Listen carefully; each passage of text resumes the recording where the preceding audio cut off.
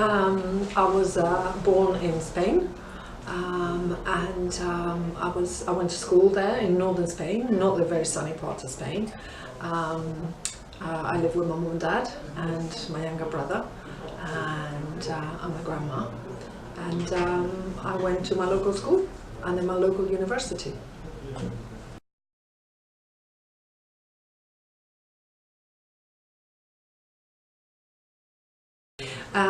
I went to university, my local university, so I lived at home, and I studied linguistics.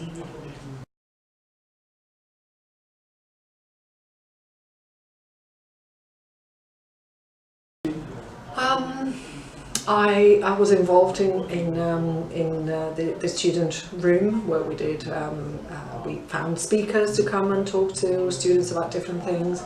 This was a very interesting time in the life of people in Spain, because after many years of a dictatorship we had finally democracy. So people were very interested in politics, so we had ex-ministers and members of different political parties come to talk to the student union, and that was a really, really outstanding time.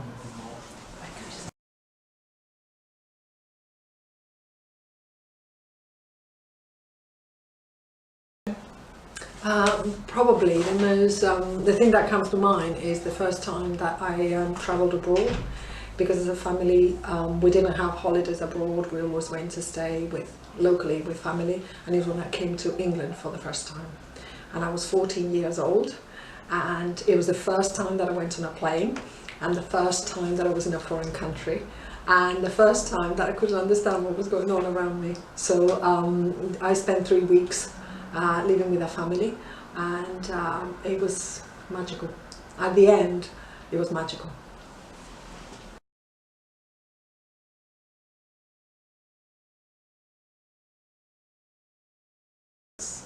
I like going to the gym. I think exercising is really important. I think when you get to a certain age, you have to keep fit, and you have to invest time in being fit. I love spending time with my dogs. I have now 4 dogs.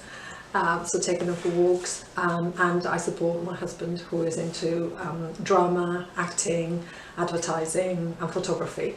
So I do some of the demo videos for him, and I help him choose the clothing he's going to wear for different adverts and photo shoots, and I even do his makeup.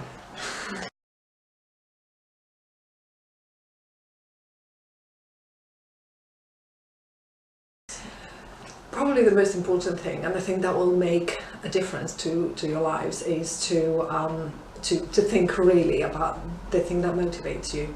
I think that sometimes it's really easy to think about the things that would please your family, the things that would look impressive to your friends, the things that would look good on a CV, and that is all fine, but in the end you have to be happy with the person that you are and with the life that you make for yourself. So find the things that are really important to you, and that is what you need to do with your life.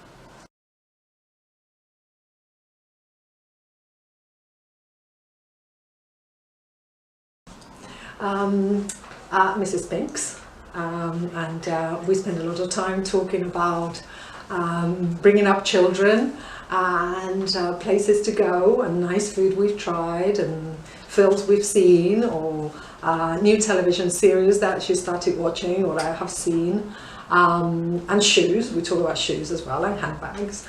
And she's really a lovely person, and she does so much, both in school and for charity, and I really enjoy her company.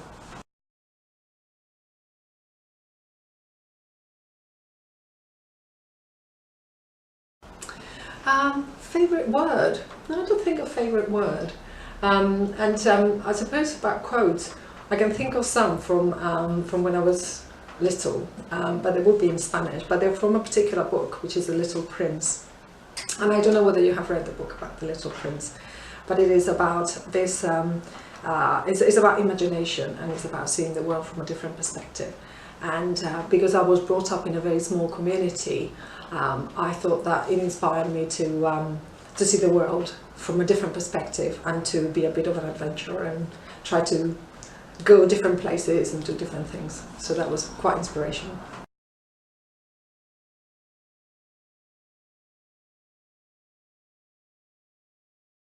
My father is or was, he died a few years ago, but he was a great role model.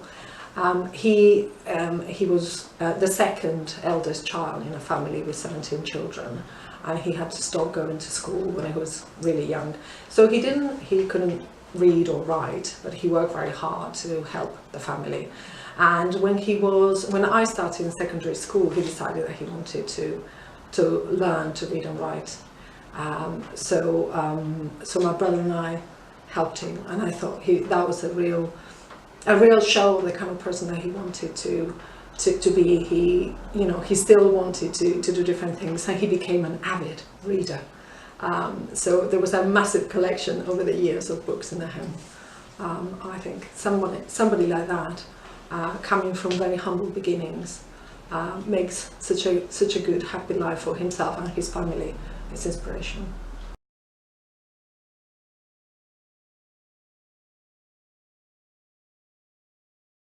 Celebrity.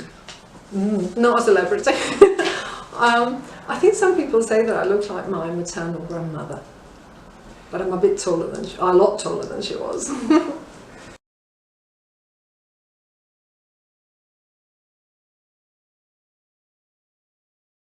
I'm going to go back to Spain. I normally go back to Spain to see my brother and his children, and my mother, who lives with my brother now, and we will do some nice family things together. I'm a godmother to some of my brother's children, and I will meet my friends, and we'll have nice food, sunny weather, go for walks, and just relax.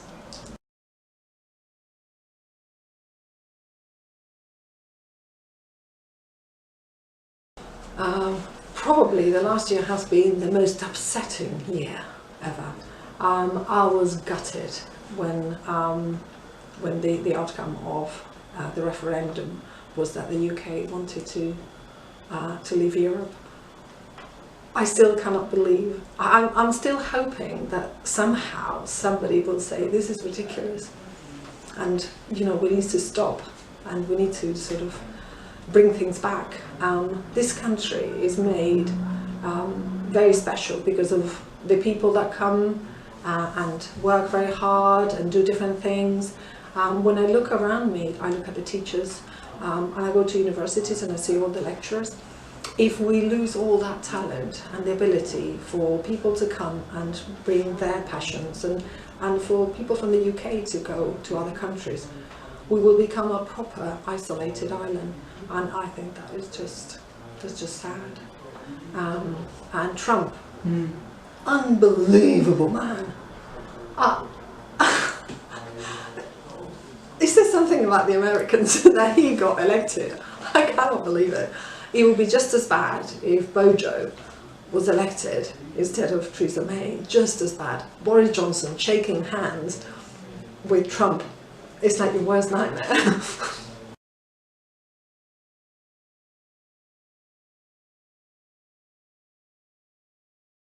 I think that something will have to change in education, in health.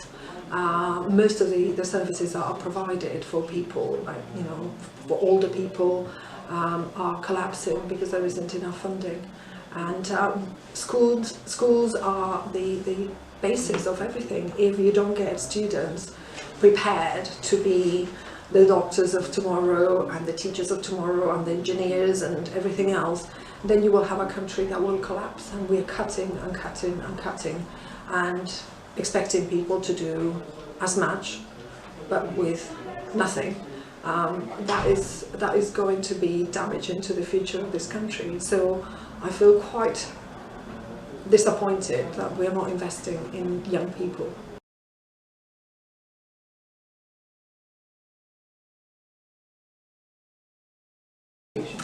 I will get rid of Upton. That is on Thursday, because I will get rid of key stage 2 tests, phonics testing. I will get rid of a lot of the external factors. That means that teachers cannot teach the things that are important, and instead they have to teach to a particular test. I think we need to, in education, we need to value educating people, and that's not about jumping hoops. And if we could just educate and get people to love learning and to have fun, that will make teaching a great profession. It will make schools happy places, and I think in the end will be to everybody's benefit. So Ofsted will go, exams go.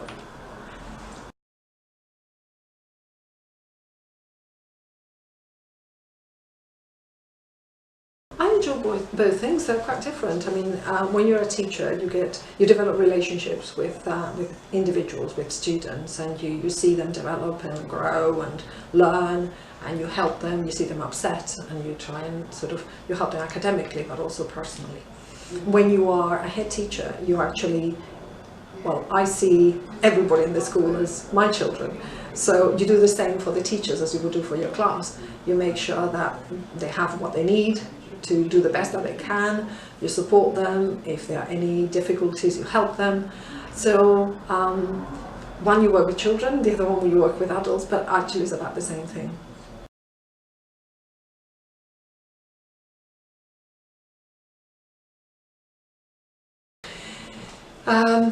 As a head teacher, you have to make sure that the school is functioning efficiently, so the resources are used properly, and there's a lot of money. If it's just one school or several schools, you could be talking about millions of pounds. So you're accountable for making sure that the money is used for the education of people. And sometimes you have to kind of juggle things. You are responsible for all the employees, for the building, the security, the repairs, the insurance, the health and safety risks, the curriculum, the results. So in a normal day, I have meetings with different people to look at, right now, for example, the progress of the building. So, choosing colours and identifying which wall the sockets should go, and should the toilets be this way or that way, and should the the ventilation or the lighting, so there's that kind of thing. But also you meet with people to talk about the curriculum and what they're delivering, and where they're putting assessments and how the reporting works. And you see students who tell you that they want different food in the restaurant, and they want water fountains outside or sitting areas. So what you have to do is that you see loads of people, you answer loads of questions, and in the end you try and solve problems.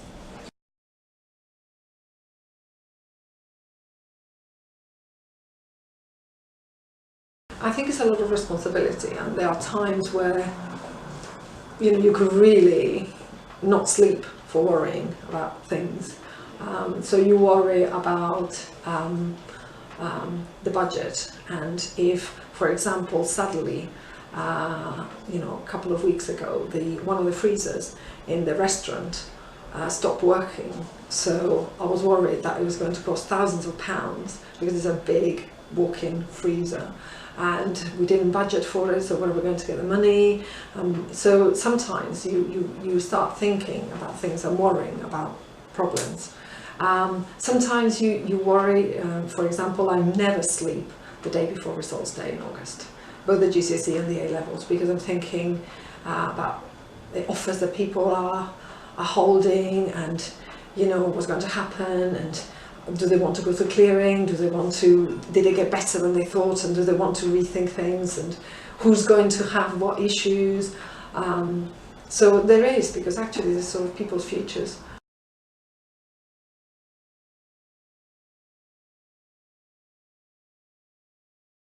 Oh, I changed loads of things. The thing is that I don't know whether in the end those changes will get us to a better place, because when you make a decision, you can go this way or that way, and you can think that maybe I went this way and this would have been better, but this got me to this point, and maybe I would never have got there. So there were times where you can start sort of replaying things, and sometimes you just need to accept that at any point in time you make the best decision that you possibly can, that you're well informed, that you looked at different options, that you talk to, if you're not sure, you talk to different people, and in the end you cannot just look back all the time. Sometimes you just have to look forward. But there's loads of things that I think, what would have happened if I had done this instead of that?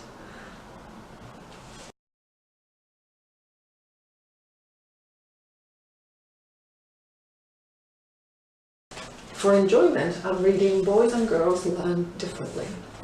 Do you like the book? So far, yes. I mean, it's about how the brain and the kind of the thought processes and the learning processes of boys and girls are quite different. I'm trying to understand why some, when I talk to boys and I talk to girls, they enjoy different things and they enjoy different lessons. Sometimes when they're in the same lesson, some are, wow, having a great time, and others are not, and whether there's something to do with gender. I think it's very interesting. I like non-fiction books. I read a lot of non-fiction, history, technology, science, and this time education.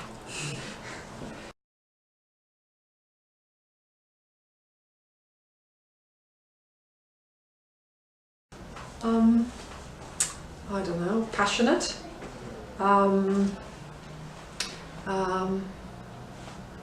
committed, happy, team player.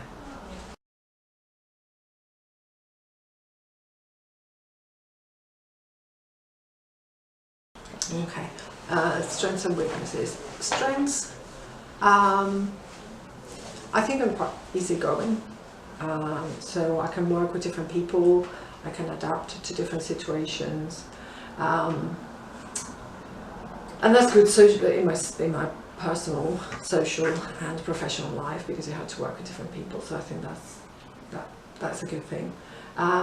Weaknesses. Sometimes I think that I have very high expectations, and I think that sometimes I'm disappointed, and sometimes I fail to recognize the things that go well, because I'm thinking about the things that didn't go well. I say this to the students. I often, when I give them a test and somebody got like 90%, and I say that's fantastic, but they're looking at the questions that I put a cross by because they got it wrong, and they focus on the things that go wrong. And I think sometimes I can do that, and I need to make an effort to focus on all the things that are good rather than on the things that didn't work.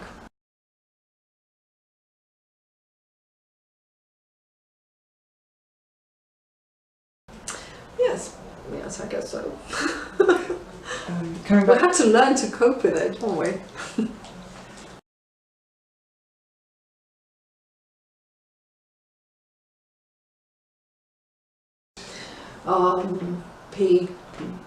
I have these images of this is a long time ago, by the way. We're talking about the 70s. My teacher used to come in smoking a pipe and with a newspaper under his arm, and he would have a football, and the classroom was on the ground floor, so he will say, get change. We didn't have changing rooms, so I had to change in the classroom, which is not good. But then we got change, and he would say, go out. He would stay inside. He would say, go out, open the window and chuck the football out, and then to come back in an hour. So there was one football, and there were 40 kids in my class. So sometimes you were just hanging around waiting for the boys that used to just hog the ball to let you play. So it was wonderful.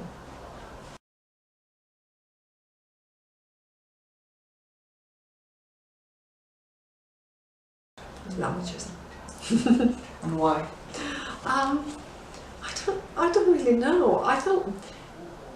Because I remember in some of the first lessons feeling really good, because one of my teachers said, oh, you said that word really well, your accent was really good, because other people could not get their tongue around certain words, and I did it, and my teacher said, oh, that was really good, and it made me want to get praise more and more, so I tried even harder to copy the accent and to listen to people. So I think I was good at it. And then the better I got at it, the more I enjoyed it. So it kind of, one thing just came with the other. So I really loved it. And I love being able to listen to music in English and understand what it was saying. Or, watching clips and, like movies. And I didn't need to read the translation. I could just understand what they were saying. It was really, it's quite I don't know whether you can understand it, but it's quite special. It's like, you know, it's like a language that other people don't know, and you kind of, you can understand it and they don't, and you feel really good.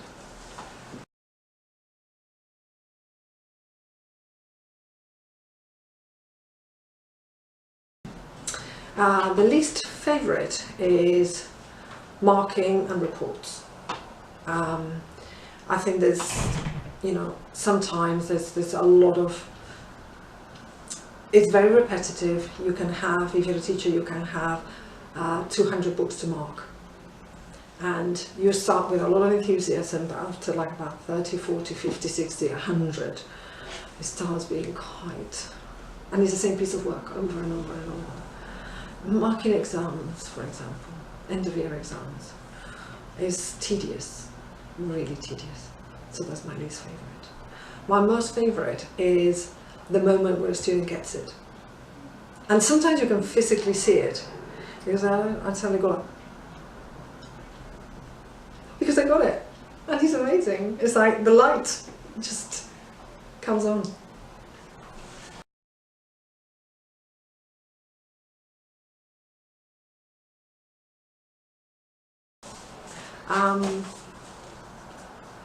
I don't know, sometimes I don't think I'll manage them very well, because I say, and I said to my husband that I will be home at a certain time, so I say, oh, I'll be home at 8. And then he phones, and I said, oh, how are you? And he said, where are you? And I said, oh, I'm just finished this work. It's 8:30. What? Oh, and I lose track of time, because sometimes you just get. So I think sometimes I don't manage it very well, because I try to make time for my family as well as my work, and sometimes my work takes over. But we are all working on something, aren't we? So that's my bit to work on.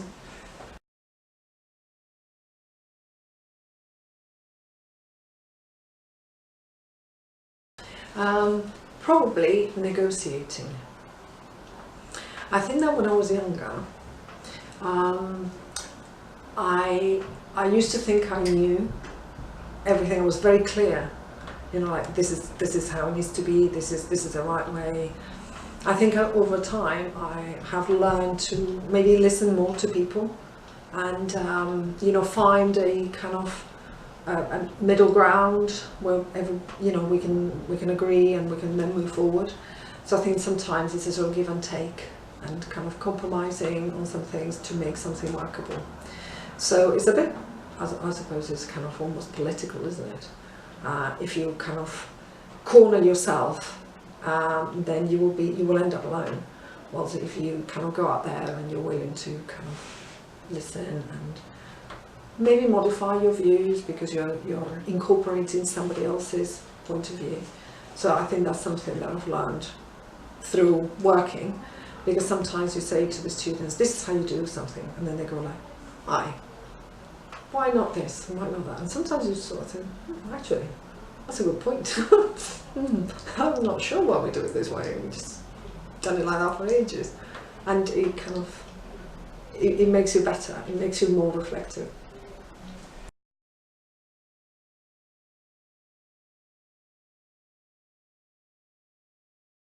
Patience is probably, you have to be knowledgeable, you have to, if you don't have your subject knowledge, then you can't. But also you need to, you can only move as fast as the students can move. And the worst thing that you can do is to say, okay, you know, we're finished, we'll do the next topic. You need to actually be able to take the cue from the students and, you know, be patient. Learning will happen when things kind of click together.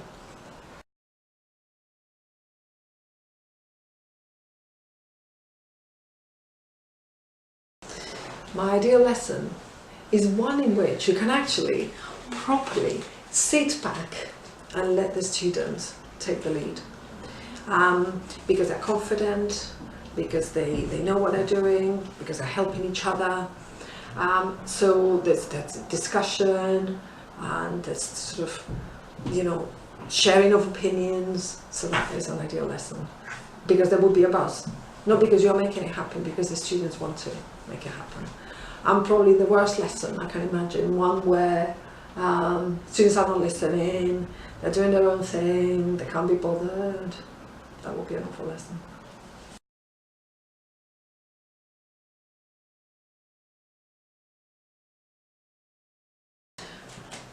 Yeah, I mean, everybody, I suppose we have some parameters and some non-negotiables, but then there's a lot of room outside of those.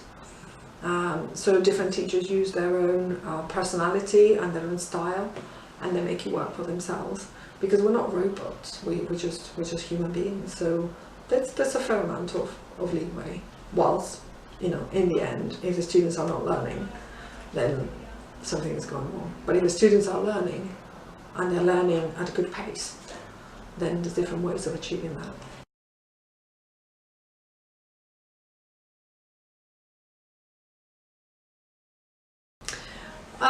I think that nobody knows everything. I think the teachers don't know everything.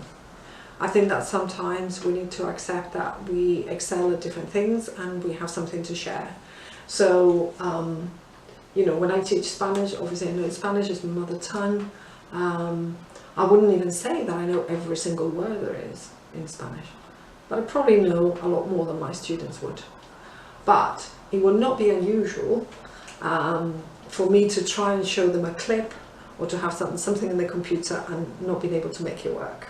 And then I have to ask an 11-year-old to come and show me how to use my iPad to find something. So I think we can all learn from each other.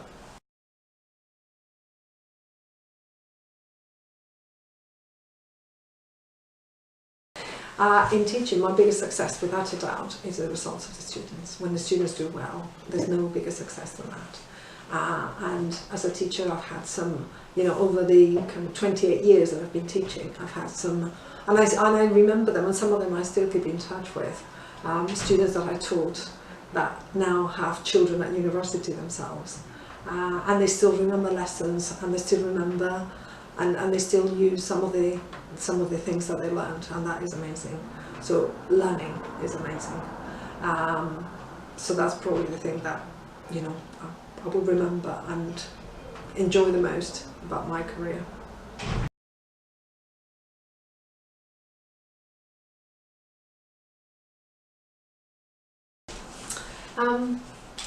Because I came from Spain. I went to university in Spain and then I came to the UK. So it was initially quite difficult to find a job in the UK. I had a university degree and teaching qualifications, but because I was not British, it was hard, and I went for loads of jobs. I applied for loads and I couldn't get any jobs. So for a while I did other things. So I worked at Eton selling clothes, I did some waitressing, I did some cleaning. So I did different things till I could get, you know, a proper job, a job that, you know, as at the university. So that took some effort. And later on, when I moved from being, once you have a teacher and you get your first job, then it's easier to get your second job because you are kind of within the system. The next challenge was actually to be considered seriously for a leadership position. I decided, because I'm quite stubborn, I didn't mention that, did I?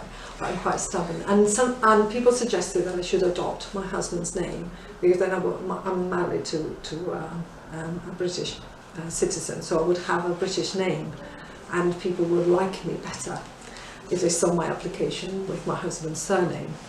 But I thought, I'm not going to do that. So I kept my name, my Spanish name, and I was given some feedback that I was not shortlisted for jobs because they were looking for a British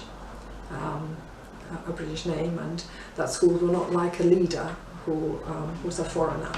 So that's quite hard to receive that kind of feedback. And because I'm quite stubborn, I decided that I was not going to change my name anyway. And if a school didn't want me as a leader because I had a Spanish name, then that's bad for them. But in the end, there are employers and schools that would actually see you for your talents and your achievements, and it doesn't matter what your name is.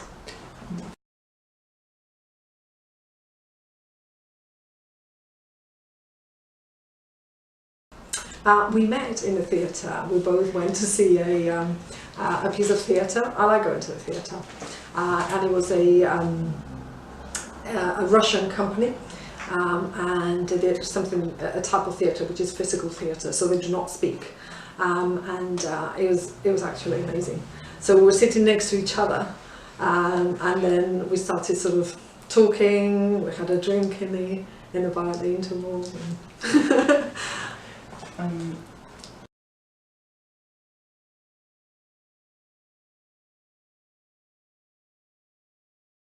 Stress, without a doubt. I think there are times where I think it's inhuman what we put young people through, and it doesn't have to be that way, and it is not that way in other societies and educationally successful countries. So I think we put too much pressure on young people, and it's in education, but also everywhere. If you are young nowadays, you need to be perfect. And I just cannot imagine. You need to look perfect all the time. You're visible all the time. You're connected all the time. You have no me time. You live your lives out there on display. I don't know how you do it.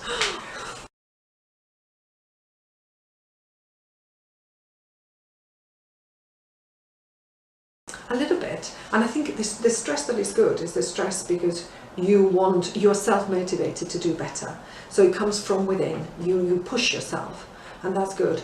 But it is not good what is imposed from the outside, where you feel pressurized to be skinny because magazines show you these images, or your girlfriends or other people call you names, or pressure to have the latest gadget, a phone, because if you have the old style one, then people will think something.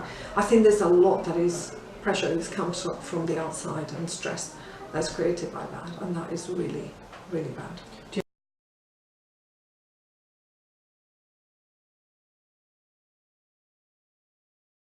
Stop bothering, stop caring about what everybody thinks about you. I think sometimes you have to choose the people whose opinion matters and whose opinion is important. You cannot, if you have, I don't know, and I was meeting a year 6 student with the parents, and I was talking to our friends and said, how many friends do you have? And he said, I have 1,400 and something friends. And I looked at him and said, what? And actually he means something else. It's people that follow him or some kind of something or other. And they're not, I said, have you ever met these people? No. Then how do you know they're your friends? So I think, but they talk about things, and I think he worries that he needs to be saying, he does impressive things. So he told me that he was going to say he'd gone on holiday to Miami and Orlando, but actually he was not going there. He was going to Pakistan, but he was going to say that he was going to the US because everybody had exciting holidays. So he didn't want to be any less. I said, what does it matter what they think? You don't know them. They don't really know you.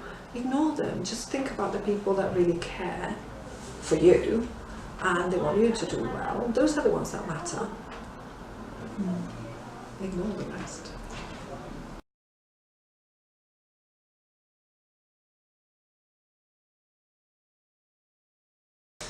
I don't know. I think people who know me, if they are in my class and they see me kind of regularly, then they will hopefully think that I'm fair and I like having fun. I like doing games. My year 7s last year were lovely. I think that other people that don't know me so well, that maybe just see me in the corridor and I say to somebody, do your tie up, or you're wearing trainers or something, they probably think that I'm picking on them, which probably I am. But they should not be wearing trainers, should they?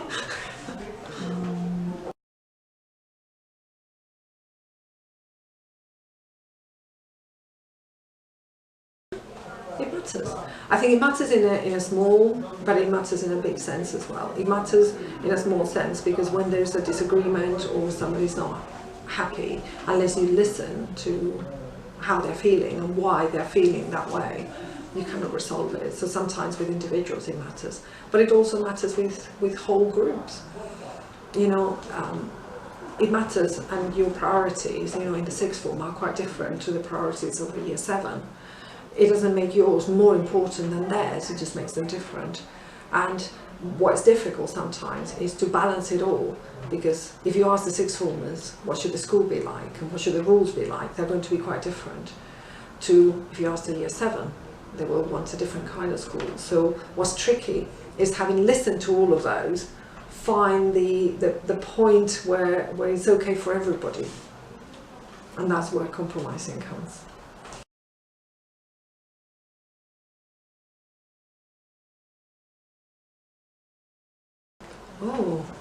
Oh, that's a tricky one. Well, there's loads of people that I think make excellent leaders, and some of them maybe don't even recognize it themselves.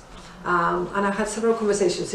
One comes to mind about a certain moment. I don't know whether to mention it. I don't know that he would like it to mention. Okay, but like, I'll tell you what the conversation is. You may be able to work out who the person is.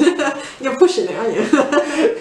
But I had a conversation because sometimes when you see talented people, the same with students. If you see a student that you think will make an excellent prefect, you tell them, apply to be a prefect, you'll be fantastic.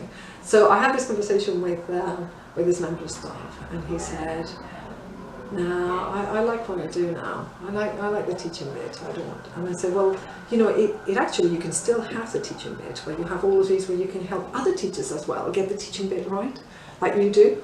And he said, well, I've done it in my previous life. I'm not interested. However, I found a way to get in there. So he's doing something that will get him, I think, to that point of realizing for himself.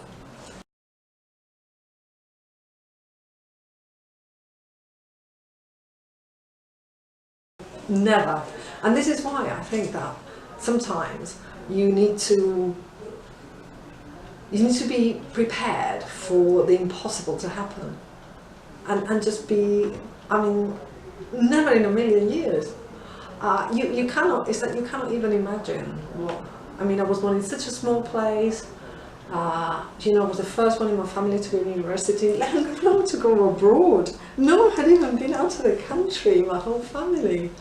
And that now I'm a head teacher of 3 different schools, and it's just, sometimes I think, I'm going to wake up and this is not going to happen, or something, you know, like, I don't know, like it's not properly real, but it is real.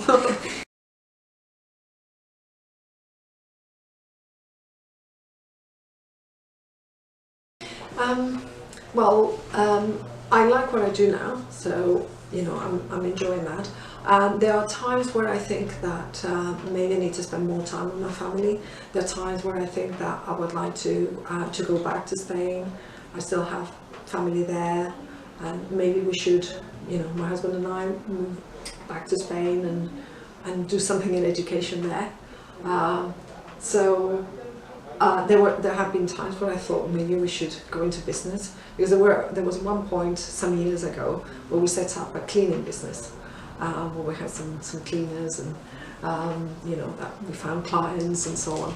So sometimes I think I would like to go into business. Sometimes I think I would like to go into education in a different country, and sometimes I think I would like to go back to Spain. So it depends on how I'm feeling.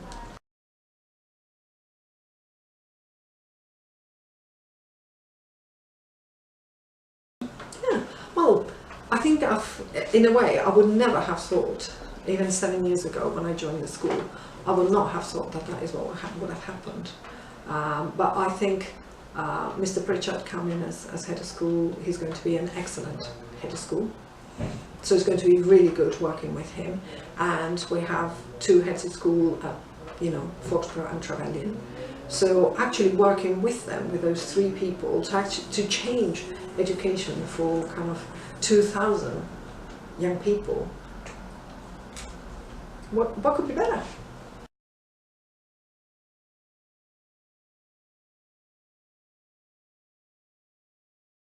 I think it's a fantastic initiative. I think it says something. It is our real commitment as educators to invest in young people. And it's not just about us. If we can do more than us, then we should. I think that as human beings we need to be less selfish and more generous. And I think is this school having, because it was born out of this school having the passion for education, that means that we can do more and benefit other people, and if that's the case, then we should. If you can, do. And that is what we've done. So we have more people, more teachers, sharing ideas, sharing resources, and talking about teaching and learning.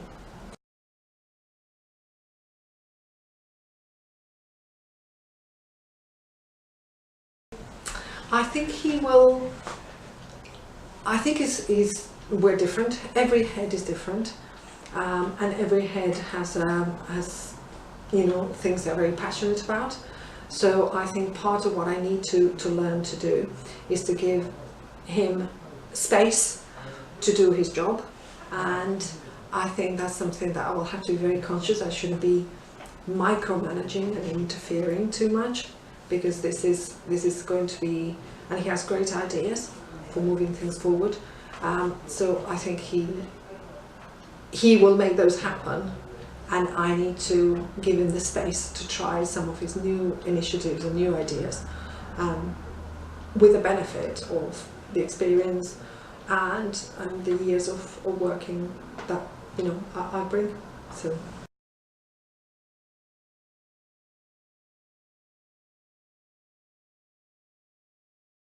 I think that it never ends. Education is a process that lasts a lifetime. It's not to do, people see it as something limited to primary, secondary or university. I think education is growth. It's about learning things, it's about doing things better, and you will stay in education from the day you're born to the day you die.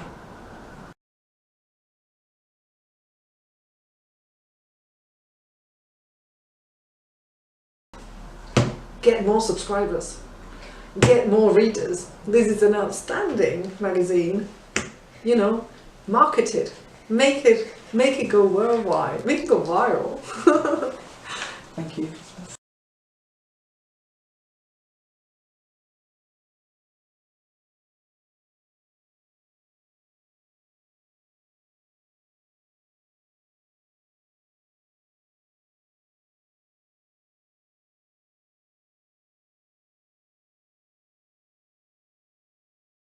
Everything is all focused. This feels strange. Yeah.